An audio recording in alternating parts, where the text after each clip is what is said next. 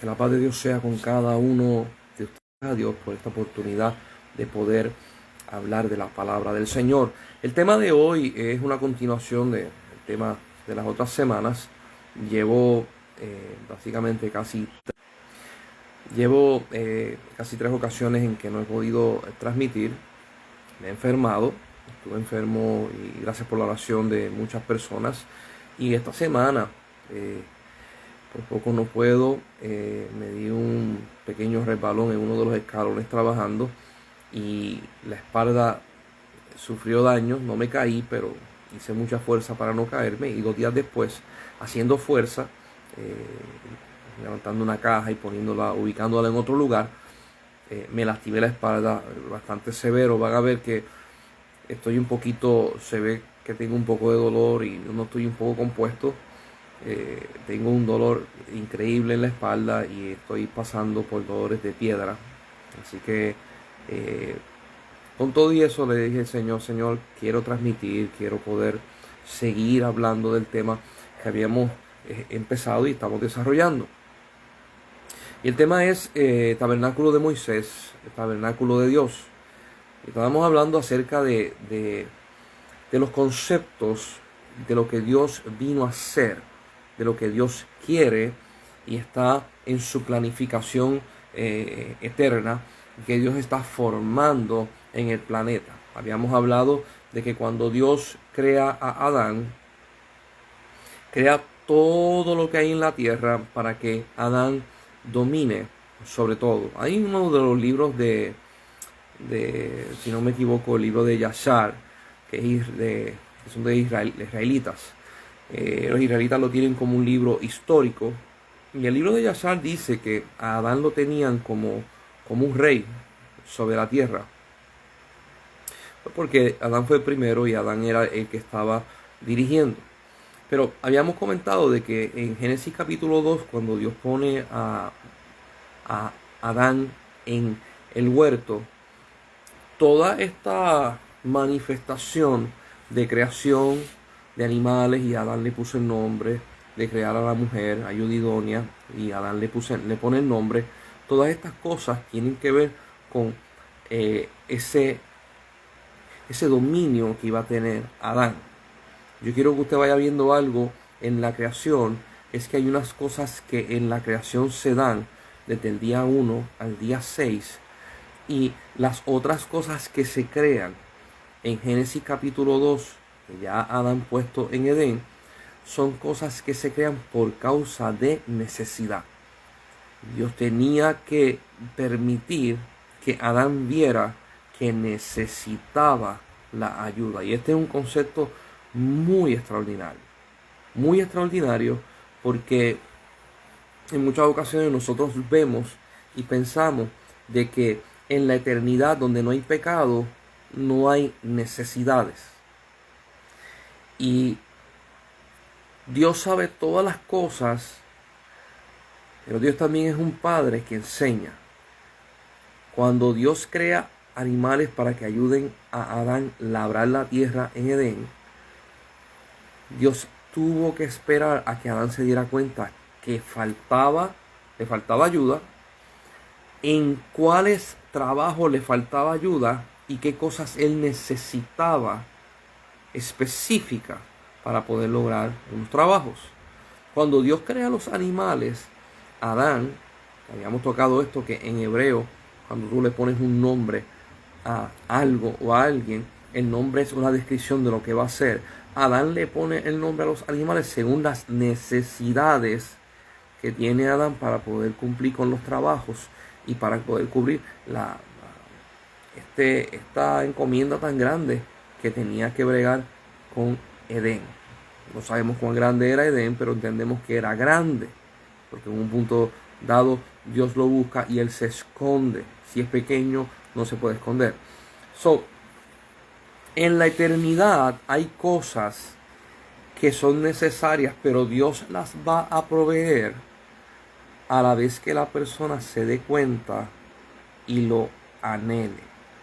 Yo quiero que usted vea ese cariño y ese deseo de Dios. Porque dicen por ahí que cuando te regalan algo y tú no lo sudaste, no lo trabajaste, tú no le pones el valor y el precio que se merece. Y muchas veces termina medio descuidado. Yo he visto muchachos que los papás les regalan un carro y saben, el carro no es nuevo. Y el muchacho pues va al mall, allá, usted sabe que cuando uno va a esos shopping centers o esos malls, uno estaciona el carro y uno cruza los dedos para que no se los rayen. Y allá el muchacho viene, lleva el carro al mall y regresa con 5 rayazos más. Y el papá se pone grave y el muchacho dice, ¿por qué te molesta si esos son 5 rayacitos que no se ven? Ahora usted agarra a ese muchacho, 5 años más tarde, ese mismo muchacho trabaja, se compra un carro nuevo. Uff, cuando va al mall lo estaciona en el estacionamiento más lejos. Si puede agarrar 2 parking, agarra 2 estacionamientos para que no se los raye. Y si le llegan a rayar el carro, va a decir, mira qué cosa, cómo la gente se atreve a dañar la propiedad que no es de ellos. Así pasa con nosotros los seres humanos, y la relación que Dios tiene con nosotros es una relación de enseñanza, de padre a hijo. Por eso es que el concepto que presenta la Biblia acerca del reino de los cielos es un concepto que va enseñándose y se va llevando a una profundidad de entendimiento. Cuando Dios crea a Adán, le dice, ten dominio de todas las cosas, somételas. Cuando Dios saca a Noé del arca, le dice a Noé, fructifícate. Y le dice a Noé, los animales de la tierra te van a temer. No te preocupes que ellos te van a temer. No le dice lo mismo de lo que le dijo a Adán, no se lo dice a Noé, porque Adán había sido vencido y el reino y el dominio se le había quitado y lo tenía Satanás. Pero la autoridad de reproducirse, la autoridad de subyugar, la tenía. Esto es bien importante, porque cuando Satanás, dice la Biblia, que Satanás se llevó una tercera parte de las estrellas que están en el cielo. En otras traducciones dice, y Satanás se llevó una tercera parte de las creaciones en el cielo. Como último premio, en inglés hay una palabra que se llama Crown Jewel, cuando se habla de hoteles de 5 estrellas. Cuando hay hoteles de 5 estrellas, algo así como los hoteles Hilton o los hoteles, yo no sé si los Marriott y otros caben ahí, pero hay hoteles que son en cadena, que siempre tienen un hotel que es el más lujoso, es el más, y ese es el clave. Por causa de ese hotel es que ellos devengan y tienen fama, y ese se le llama el Crown Jewel, lo máximo. Cuando Satanás viene a vencer a Adán, lo hace porque Adán es creado a imagen y semejanza de Dios, y es el Crown Jewel de la creación. No había, donde nosotros, la Biblia nos enseña, no había una creación que fuera semejante a Dios. Por lo tanto, si Satanás vencía a Adán, podía pensar que venciendo a Satanás, simbólicamente vencía a Dios y era el próximo paso para conquistar el cielo. Más adelante, cuando nosotros empezamos, ahí está mi perra por una motora, la revuelca. Más adelante, cuando usted va al libro de Job, usted va a ver que en la reunión que Dios hace en el cielo, en el capítulo 1, se aparece Satanás y Dios le pregunta, ¿de dónde tú vienes? Y Satanás le dice, de merodear la tierra, de merodear la tierra y sus habitantes y rodearla. Cuando usted lee esa contestación, usted ve eso, lo habíamos discutido anteriormente, ese tipo de diálogo es un diálogo que se da delante de un rey, cuando el rey te pide y te exige explicación por la cual tú estás ahí. Esa invitación se le hizo a todos los que representaban cada una de las creaciones. que en el Antiguo Testamento los hijos de Dios significa que ellos son los que representan cada uno de ellos una creación hecha. Cuando en el Nuevo Testamento te habla de hijos de Dios, no se refiere ya a eso, sino se refiere a hijos legítimos de la creación que son iguales a Jesús. En ese libro de Job, en el primer capítulo, usted va a ver esa pregunta, ¿de dónde vienes? A Satanás, él le contesta, y en el capítulo 2 vuelve otra reunión y Dios le dice, ¿de dónde vienes? Y entonces ahí viene Satanás y le contesta, porque usted se va a dar cuenta que aún para Satanás en ese tiempo, entrar al cielo tenía que pedir permiso. Porque reinos y orden son una sola cosa. El reino de los cielos, aunque Satanás logró engañar y llevarse una tercera parte de la creación del cielo, no puede Satanás violar unas leyes establecidas eternas. Y voy a explicar por qué. Porque todas las cosas, cuando usted lee Colosenses, que la hemos leído, dice, Colosenses capítulo 1 dice, porque todas las cosas fueron creadas por Él y para Él y subsisten en Él. Satanás no puede salirse de la creación de Dios. Porque fuera de la creación de Dios no existe nada. Por lo tanto, Satanás, para poder manifestar su reino, quizá lo puedo poner como un término que nosotros podamos entender humano, se convirtió en un cáncer dentro de un cuerpo para apoderarse del cáncer. Porque si usted agarra estas células que tienen cáncer y usted las saca del cuerpo, muere. Porque no vive si no está dentro del cuerpo. Satanás no puede existir ni manifestarse fuera de la creación de Dios, porque la creación de Dios está dentro de Jesús y Él la sustenta. Yo quiero que usted vaya entendiendo que Dios, el problema que tiene no es Satanás. El problema que Dios tiene, la Biblia establece que son varios. Y una de las cosas que se vino a atender, y Jesús lo dijo, yo vine a vencer el pecado y la muerte. Y yo quiero que usted entienda que el pecado y la muerte son problemas mayores que Satanás. Porque cuando Adán falla a Dios, peca, entra en acción el pecado. Cuando Satanás le falla a Dios, entra en vigor la muerte. La muerte, antes de que Adán pecara, no tenía el aguijón, o sea, esa hoz donde puede quitar la vida. Simplemente existía, pero no tenía la herramienta para quitar vida. A la vez que Adán peca, se le da poder a la muerte. Y entonces Jesús, cuando está explicando este tema, dice, la muerte reinó de Adán a Moisés. ¿Por qué dice eso? Porque desde que Adán peca, todos los que viven en la tierra mueren y son prisioneros de la muerte. No podían salir del planeta. Hubieron dos que no vieron muerte y la muerte no pudo hacer nada con ellos porque nunca murieron. Fue Elías el profeta y fue Enoc.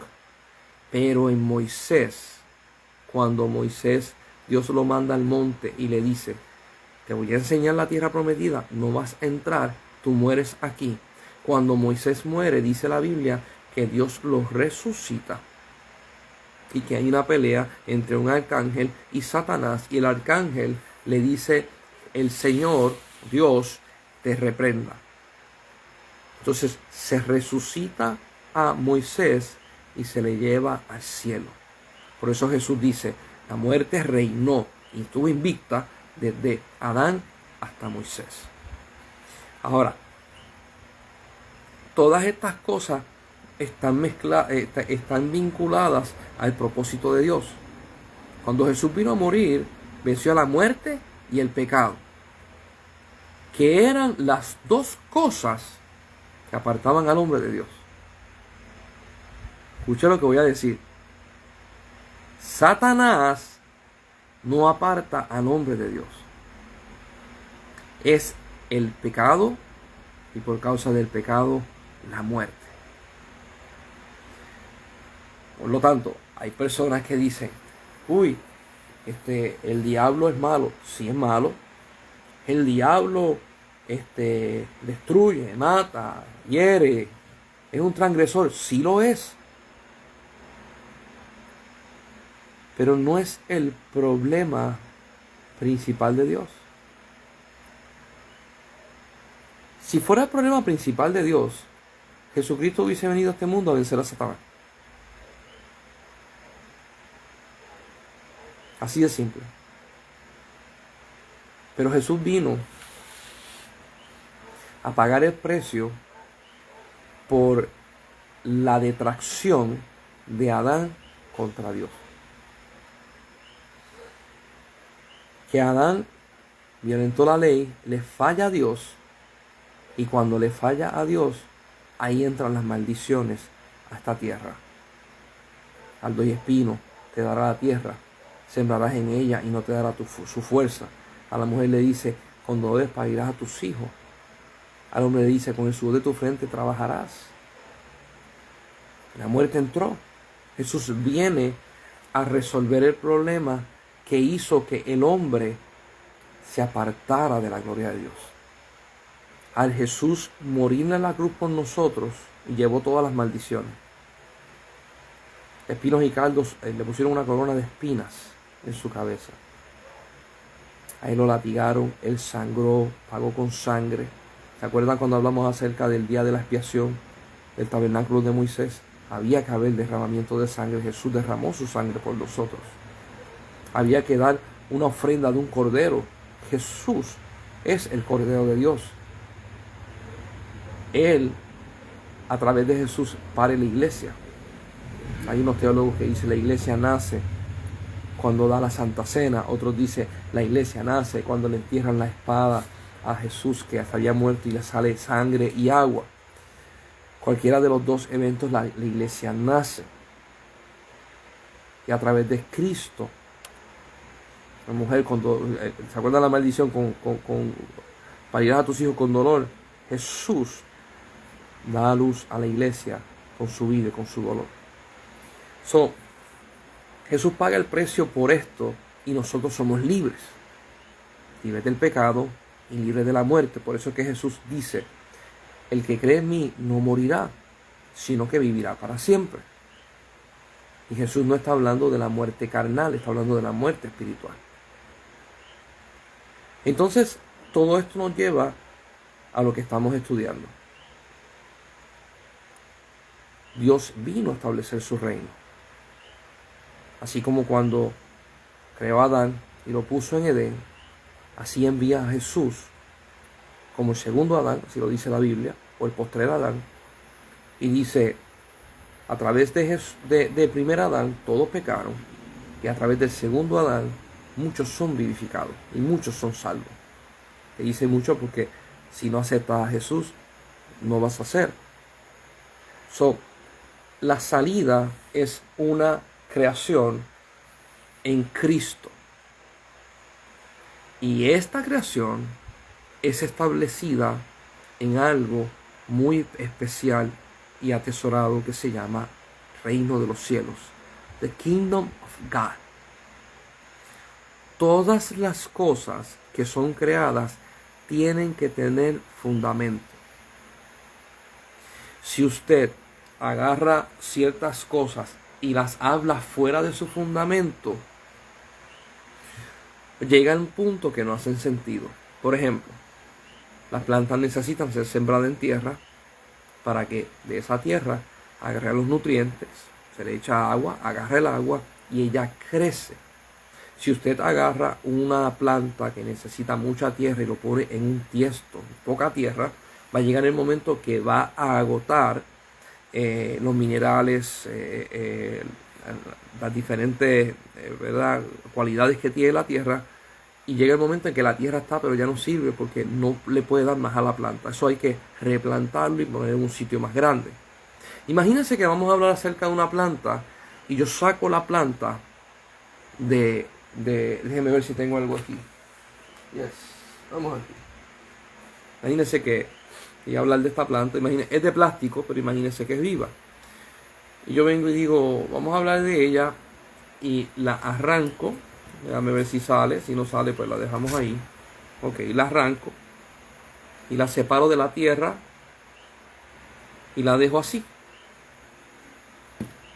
Cuando usted ve la planta, usted dice, la planta está viva. Pero por causa de que la arranqué, imagínense que esto es una planta de verdad con sus raíces, ya ella no puede agarrar nutrientes. Por lo tanto, esta planta va a empezar a morir lentamente, se va a marchitar, sus hojas se van a ir desboronando, su fruto se cae y su hermosura se acabó. Hay plantas que pueden durar fuera de la tierra una semana, 2 semanas, pero eventualmente va a morir. Y quiero decir esto porque todo lo que es creado tiene que tener un fundamento. Cuando usted ve, cuando Dios crea, en Génesis capítulo 1, todas las cosas fueron creadas, lo que está en la tierra, salieron de la tierra, el fundamento es de la tierra. Por lo tanto, cuando dice la Biblia, cuando el hombre muere, vuelve al polvo porque salió de la tierra y regresa a la tierra. El fundamento carnal de todas las personas es la tierra. Bien curioso que los científicos se sorprenden de que nosotros, ¿verdad? Hablando del planeta Tierra, comparándolo con el cuerpo del ser humano, somos bien parecidos al porciento de el planeta Tierra. Tiene, ¿verdad? Perdón la redundancia, tierra y agua, océanos y tierra. Y ellos dicen que 75%, 73% del planeta es agua, y el otro 25%, el otro 28%, algunos dicen que son 22% es tierra. Y cuando usted mira el cuerpo humano y usted le quita todo lo que es líquido, viene a ser lo mismo, un porciento bien parecido. ¿Por qué nos parecemos? Porque el cuerpo del hombre sale de la tierra. Tiene que tener un fundamento. Cuando usted va a construir una casa, usted tiene que hacer un hueco en la tierra y tiene que hacer un buen fundamento para poder construir encima de eso. Por lo tanto, todas las cosas, y esto es una ley que está en este mundo, todas las cosas que existen tienen fundamento. Todas las ideas, las leyes, la tabla periódica, cómo funciona, tiene un fundamento. Si usted, vuelvo y digo, saca, como le enseñé la planta, la saca del fundamento, vive hasta cierto punto. ¿Por qué explico esto? Porque cuando hablamos acerca del reino de los cielos, muchas personas se refieren al reino de los cielos a la muerte y la resurrección de Jesús y sus enseñanzas. Pero le dan un énfasis solamente a la salvación. Usted habla con un evangelista y el evangelista le va a decir, usted es salvo por gracia. Y le dice Romanos 10, el que creyere y confesare con su boca y lo declarare y lo creyere en su corazón será salvo. Pero cuando usted mira la salvación de Jesús, la muerte y la resurrección, y usted ve lo que Jesús hace, usted se da cuenta de que esta salvación, esta vida y muerte está dentro del plan de Dios, que el plan de Dios está dentro del reino de los cielos, y el reino de los cielos es el fundamento. ¿Por qué? Porque cuando usted busca el final de todo, ¿qué quiere Dios? Cielo nuevo, tierra nueva, la ciudad celestial baja y el Padre pone su trono en la ciudad y nosotros vivimos con Él, reinaremos para siempre. El fundamento te habla acerca del fin. Nosotros tenemos por tendencia a agarrar ciertos puntos que nos llaman la atención y abrazarlos, solamente abrazarlos. Yo me he encontrado con gente que lo hacen con muy buen deseo. Quieren, les fascina la fe. Posiblemente tienen dones de sanidad, tienen ciertos dones que son especiales y se concentran mucho en fe. Usted habla con ellos y es fe. Hay otros que se concentran mucho en lo que es prosperidad. Y lo que te hablan es prosperidad. Se conocen todos los versos de la Biblia de lo que son prosperidad. Hay otros que hablan acerca del servicio.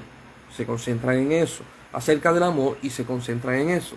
Y si usted agarra estas iglesias individualmente, usted va a decir, pues el reino de los cielos es amor. Y es una verdad. Pero es más que amor porque tiene muchas cosas adentro. Usted agarra a otra persona que habla de fe, usted va a decir, pues el reino de los cielos es fe. Sí es fe, pero aunque usted no tenga fe, todavía siguen los ángeles en el cielo, Dios en su trono y una realidad. No es que nosotros vamos a fragmentar lo que es el reino de los cielos y agarramos lo que queremos, sino es que nosotros vamos a mirar ese regalo, la gracia, que es un regalo enorme, donde ahí es dado el Espíritu Santo, donde ahí es dado el Hijo, donde Jesús muere, donde la iglesia nace, donde hay apóstoles, pastores, profetas, evangelistas, misioneros, hay diferentes capacidades, hay diferentes llamamientos, y todo esto es para crecimiento de la iglesia, y donde Dios viene a buscar a su iglesia y se la lleva como una novia, una sola novia. Y este concepto de reino de los cielos abarca todo esto. No se me ponga triste que usted diga, ay, pero yo que solamente hablo de tal cosa. Si eso es lo que a ti Dios te ha revelado, sigue hablando. Lo que quiero es ampliarte de que hay mucho más. Y esto que yo estoy hablando, los apóstoles se encontraron con este problema en las iglesias primitivas, en diferentes iglesias, al punto que tuvieron que escribir este versículo que dice, de la forma en que tú conociste a Cristo, sírvele así, para que no hubieran complicaciones. Y yo te digo hoy, yo no te estoy hablando de esto para que tú te aflijas y tengas que cambiar toda la forma de tu pensar, pero quiero que lo veas, porque cuando Jesús se aparezca en la nube de los cielos, va a estar montado en un caballo blanco, como dice Apocalipsis, y en su vestidura y en su muslo está escrito Rey de Reyes, Señor de Señores. Y yo quiero que tú entiendas esto. Cuando Él venga en las nubes del cielo, Él no viene como cordero, porque ya Él pagó el precio. Él viene como vencedor, como rey.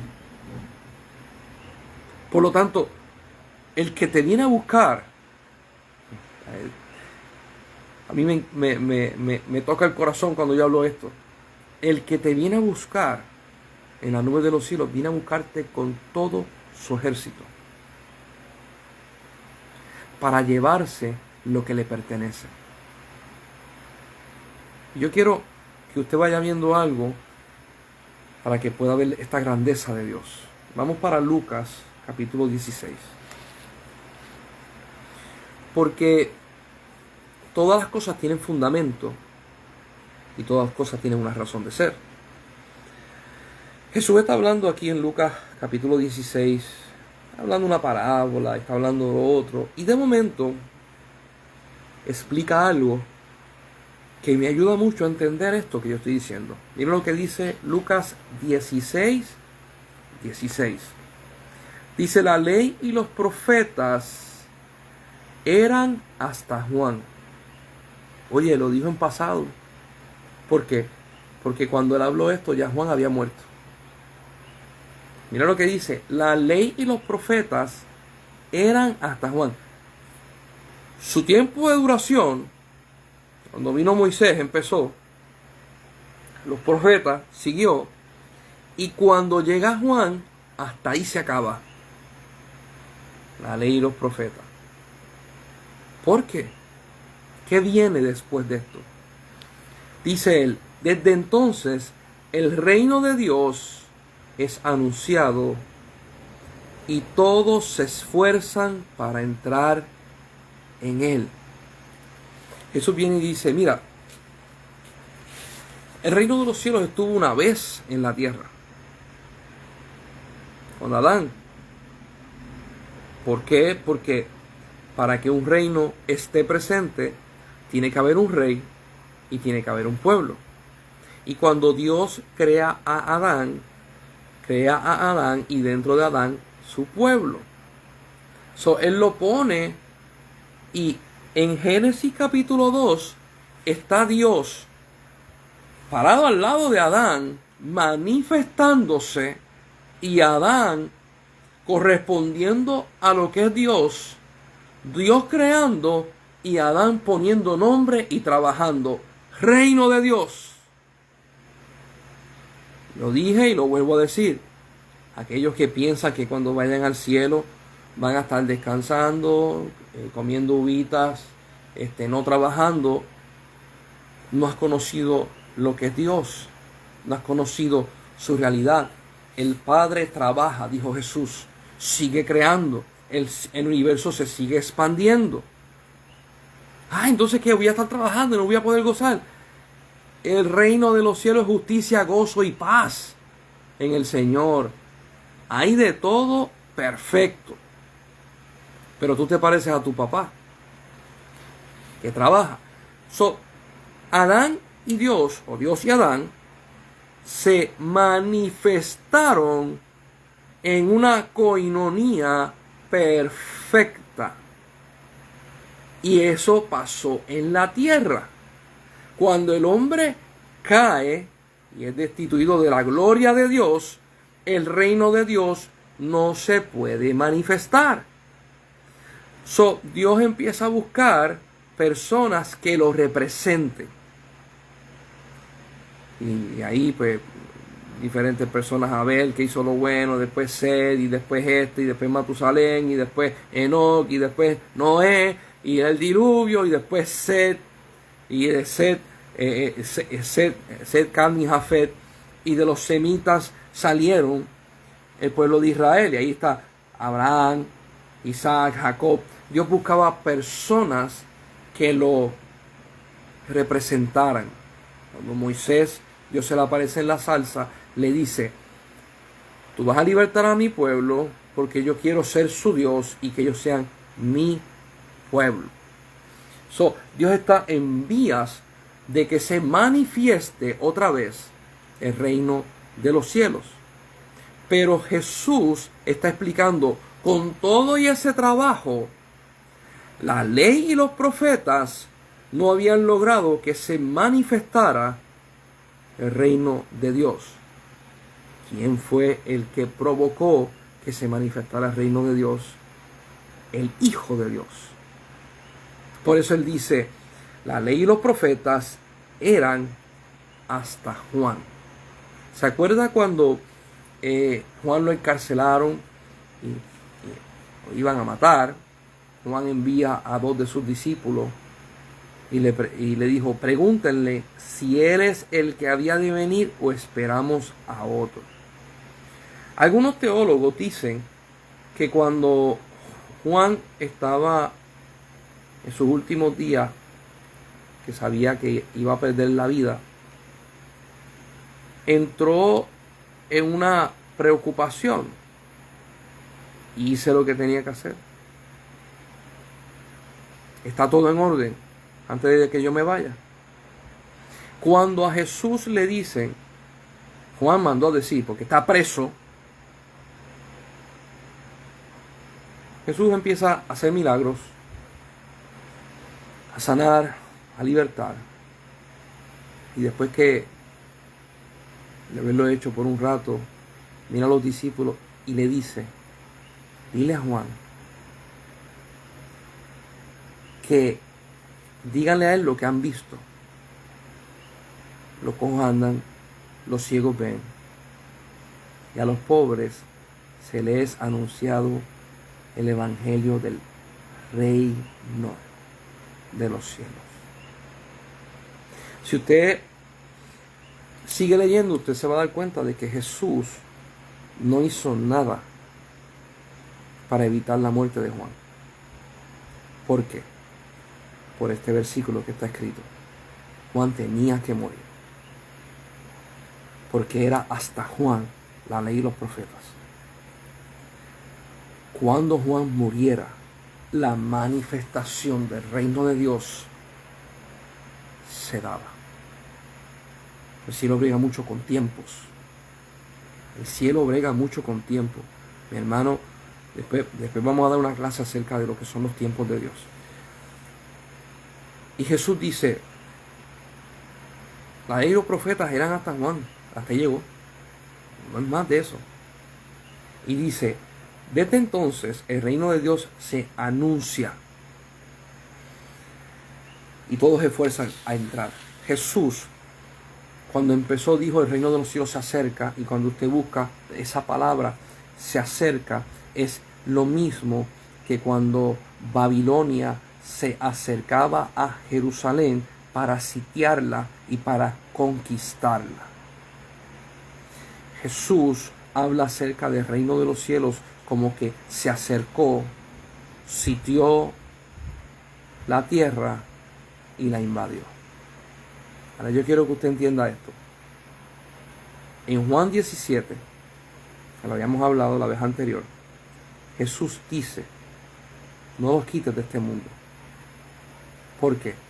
Porque el reino de Dios se tiene que manifestar en este planeta en todo su esplendor. Quiero que usted lo sepa si no lo sabía. En este instante, allá en Centroamérica y Sudamérica dicen ahorita. Nosotros decimos en este instante o ahora. Nosotros usamos eso al revés. El planeta Tierra está siendo colonizado con el reino de los cielos a través de nosotros, a través del Evangelio. Cuando este acto de entrar a todos los territorios y de que todo el mundo conozca a Cristo se dé, entonces viene el fin. Y Dios viene a llevarse lo que le pertenece, todos los ciudadanos del cielo que están aquí. Y cuando Él venga a hacerlo, Él viene con toda la autoridad de su reino, de su nombre, para llevarte a ti y a mí a morar con Él en su reino. Y si lo quieres poner así, en la capital de su reino, donde Él vive, donde está su casa, donde está su trono, donde está su presencia, donde tiene toda accesibilidad para verlo y estar con Él. Este verso es sumamente importante. ¿Por qué? Porque de ahí en adelante, las cosas que Jesús empieza a predicar es acerca del reino. Hay un verso que dice que cuando Él, perdone que estoy mirando hacia abajo, es que hoy me molesta mucho la vista y el enfoque de todo lo que tengo para que usted vea mi rostro, me molesta. Cuando Jesús resucita y está 40 días con los discípulos y los que le siguieron, que fueron más de 500, dice la Biblia que Él estuvo esos 40 días hablándole del reino. Hablándoles del reino. Entonces,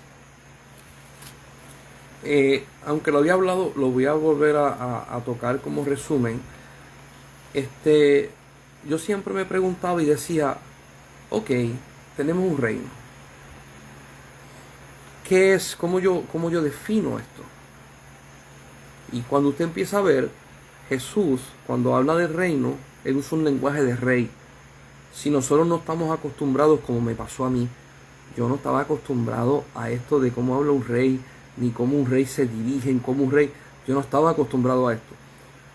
No fue hasta que un pastor, que era de las Bahamas, él murió en un accidente, Miles Monroe, él habla acerca del reino, porque él vivió en el reino de Inglaterra, y él vivió de primera instancia cómo funciona, cómo el rey impone su poder, etcétera, etcétera, y ellos fueron libres para hacerse independientes, y él vivió lo que es la libertad sin un rey. Y cuando él empezó a explicar cómo es la dinámica y cómo es que el rey habla, ahí yo empecé a ver de que Jesús no estaba hablando, y lo voy a decir de esta forma, nunca habló como religioso, siempre habló como rey. Cuando nosotros vamos a leer la Biblia, siempre le damos la connotación religiosa, no la connotación de rey. Cuando usted lee Juan 14, el verso 1 y 2, Jesús dice, voy pues a preparar moradas para vosotros, para que donde yo esté, vosotros también estéis, y en la casa de mi Padre muchas moradas hay. Cuando usted lee el verso 1 y el verso 2, como religioso, usted dice, qué lindo, vamos a vivir en la casa de Dios, qué precioso, vamos a estar con Él, qué cosa bella. Cuando usted lee esto, bajo la cultura judaica y un rey, él está hablando de que cuando alguien se desposa, o sea, se hace novio oficial, es un matrimonio legal y no se han casado todavía. Y al hombre le toca salir lejos, trabajar, hacer la casa, prepararlo todo para que cuando venga a buscar a su esposa, él tiene una casa, un techo y un lugar para ponerla. Y Juan 14 te está hablando de una hermosura, si quiere decirlo romántica, una historia de amor espectacular, donde Jesús le está diciendo a los discípulos, mi compromiso es de boda. Y cuando lo estaba diciendo, estaba haciendo la parte legal de lo que es desposar. Jesús en una ocasión está hablando unas enseñanzas y los discípulos le dicen, nosotros le hemos dejado todo.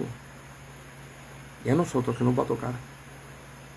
Y Jesús le habla como rey, le dice, ustedes no me eligieron a mí, yo los elegí a ustedes. La parte religiosa dice, qué lindo, el Señor nos elige. Qué precioso. La parte de reino te dice, nunca los súbditos eligen la participación en un reino, sino que el rey, con su poder, con su riqueza, con su autoridad, con su nombre, determina quién va a hacer el trabajo. Si un rey, escuche bien lo que voy a decir, si un rey deja que los súbditos determinen quiénes son los que van a trabajar, no es un reino, es un parlamento, no es un reino. Y la parte religiosa, nosotros como vivimos acá, nosotros tendemos a darle un sazón diferente a las cosas que están escritas. Por ejemplo, si Dios elige a un pastor para una iglesia, no hay junta ni votaciones de los hermanos que lo puedan sacar fuera. Porque yo he visto iglesias que ellos entienden de que ellos pueden remover como una votación al pastor y buscarse a otro. Eso no es reino, eso es democracia de hombre. Yo quiero vivir en el reino, en la teocracia de Dios. Cuando Jesús fue a escoger los apóstoles, estuvo una noche entera orando y sin dormir. Al otro día los llamó y escogió a los 12, según Dios el Padre le dijo que los iba a escoger. Yo he decidido en mi vida de que yo quiero que el reino se manifieste. Y quiero que las cosas se hagan conforme al deseo de mi rey, al deseo de mi Dios, que uno son. Ellos siguen instrucciones. Por causa de esto es que yo estoy dando esta clase. Porque Dios me dijo, enséñales. Y tengo muchos pastores que Dios le está diciendo lo mismo. Hay un pastor que se llama Tito Cabán, es tío político mío. Él está dando unas clases, da unos cortos 15 minutos, a veces 20 minutos por las mañanas, de lunes a viernes. Y Dios le dijo, lo vas a hacer porque mi pueblo necesita aprender. Necesitan ser enseñados. Y por eso es que lo estoy haciendo. Porque la iglesia es preciosa. Porque la iglesia es bella. Porque todos aquellos que han sido llamados por el Espíritu Santo de Dios para hacer diferentes tipos de tareas, dones, ministros, necesitan un poco de lo que Dios le ha dado, otro poco de lo que Dios le ha dado a otras personas. Porque si hay algo que yo tengo claro, es que somos uno en el Señor. Aquí no iba la gloria. De lo que Dios me da, pues yo lo di a la gente. Y le digo lo mismo a los demás pastores, de lo que Dios te dé, dale a ellos. Le digo lo mismo a los ministros, de lo que Dios te dé, dale a ellos. Y hay ministros que me dicen, pero es que yo entiendo que es poquito. No, mi hermano, tú pones un poquito, yo pongo otro poquito, y cuando vienes a ver, tenemos un montón en el Señor. Reino de los cielos, esto es bien interesante. Vamos para Efesios, capítulo 2. No tengo los espejuelos hoy, pero poder ver mejor. Yo le voy a leer un verso donde te habla y te dice por qué estamos haciendo esto de reino. ¿Por qué nos estamos moviendo hacia esto? Y que es un plan de Dios desde antes de la creación del mundo, que esto lo dice Efesios capítulo 1. Y que este plan está puesto para que sea así.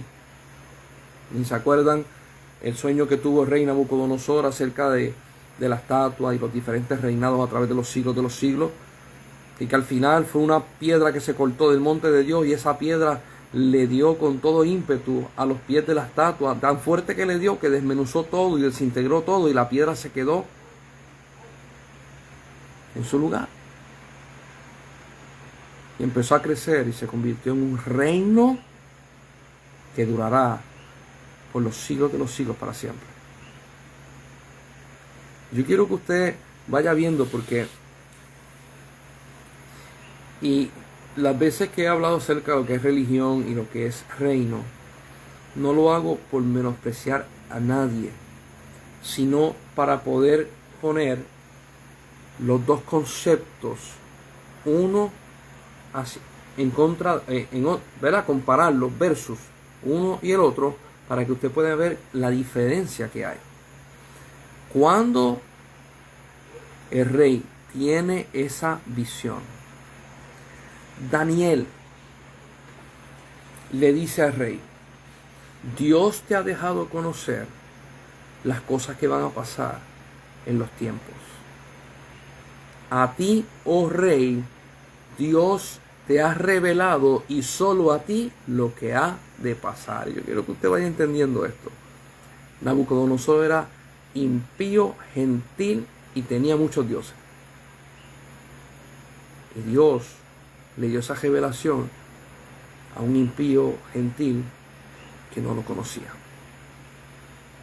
Más adelante, Nabucodonosor se llena de gloria, habla unas palabras, viene una sentencia y él se convierte como en un animal. Perdió la mente, comía hierba y se comportaba como los bueyes, como el ganado. Lo que fue por 7 años. Y después de cumplidos 7 años, Dios le devolvió el sentido. Y después usted con calma lo va a leer. Y Nabucodonosor se convirtió a Jehová, Yahweh, al Dios de los judíos. Escuche bien, léalo. No dice se convirtió a la religión judaica. ¿Por qué? Porque en las religiones, estoy hablando en todas las religiones, se establece una cosa y es un patrón. Que los que van a tener el encuentro con la deidad, llámelo Dios, llámelo espiritismo, llámelo lo que usted quiera llamarlo, allá hindú, el que va a tener la experiencia viene siendo los sacerdotes. Ellos son los que van a hablar directamente con Dios, el pueblo no. Eso es en religión. Cuando usted busca la palabra, Dios bajó para hablar con todo el pueblo delante del monte. ¿Recuerda cuando Moisés le dijo a Moisés, yo quiero que ellos escuchen mi voz, todos, para que no haya duda de que yo hablo a través de ti, yo quiero que ellos me escuchen.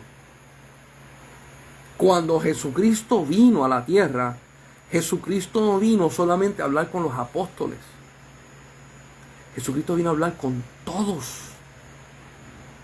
Cuando Jesucristo muere y resucita, léanse 1 Corintios capítulo 15, que habla acerca de lo que es, te dice, y se le mostró a las mujeres, se le mostró a los 2 discípulos de Emaús, se le mostró a los 10 y después se le mostró a los 11 y se le mostró a más de 500 personas, a todos los que creyeron en él.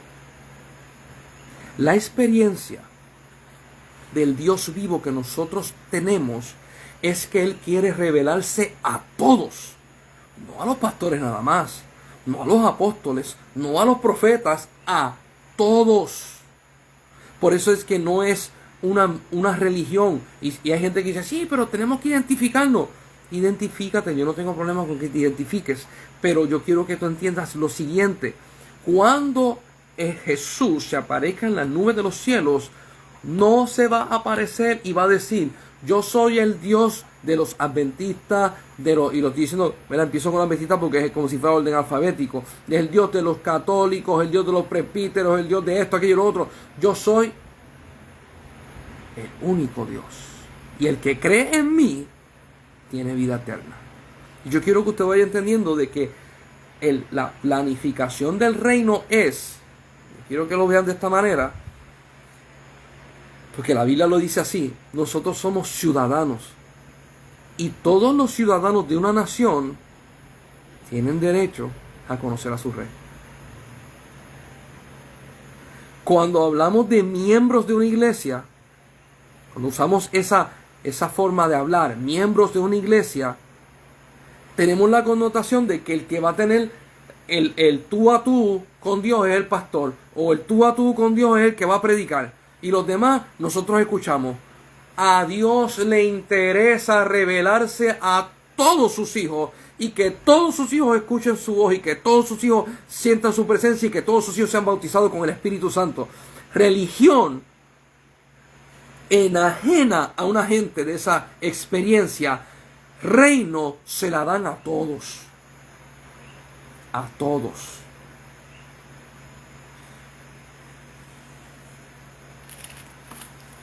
Hay unas cosas dentro de ese reino que son muy preciosas. Vamos a leer en Efesios capítulo 2, versículo 19. Dice, así que ya no sois extranjeros ni advenedizos. Está hablando acerca del cielo. Ustedes no son extranjeros en el cielo ya. sino con ciudadanos de los santos y miembros de la familia de Dios. Somos de la familia de Dios. Somos ciudadanos. Y dice, edificados sobre el fundamento de los apóstoles. ¿Se acuerdan que leímos que Jesús dijo, la ley y los profetas fueron hasta Juan? Esto que estamos hablando de reino, el fundamento es los apóstoles. Y dice, edificado sobre el fundamento de los apóstoles y profetas, siendo la principal piedra del ángulo Jesucristo mismo, en quien todo el edificio, nosotros estamos haciendo un edificio. Mi gente, nosotros estamos haciendo un edificio. Dios está haciendo un edificio espectacular, que es eterno. Y no estamos hablando que es una iglesia, sí, porque estamos construyendo la iglesia nosotros, ese es el edificio que estamos construyendo, ese no es el edificio. El edificio que Él está haciendo no es carnal. Dice, en quien todo el edificio bien coordinado, mira cómo es bien coordinado, ya creciendo para ser un templo santo en el Señor, en quien vosotros también sois juntamente edificados para morada de Dios en el Espíritu.